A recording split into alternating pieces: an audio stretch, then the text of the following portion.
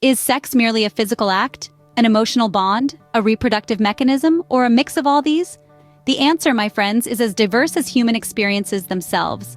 Sex is a complex, multi-layered phenomenon with different interpretations and functions across cultures and individuals.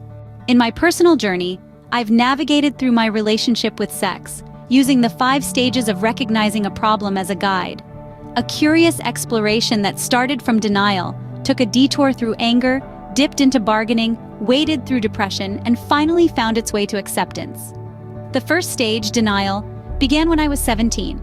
Sex seemed like an unnecessary activity, overshadowed by my interests in music, reading, nature, and art. In essence, I denied the need for sex, despite the curiosity of my peers around me. Anger, the second stage, manifested in a period of debauchery. I sought to understand why people were so fascinated by sex, diving headfirst into a world of experiments.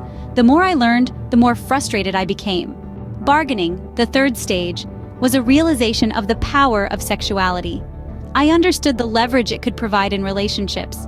I even chose the father of my child based on genetic qualities, extracting the maximum benefits from my relationships. Depression, the fourth stage, was a time of disillusionment and retreat. I felt repulsed by the mere mention of sex and chose to distance myself from it, delving into self-discovery and transformation. Finally, I arrived at acceptance, the fifth stage. I understood that I was in control. Sex transformed from a source of confusion and frustration to a form of communication between souls and bodies.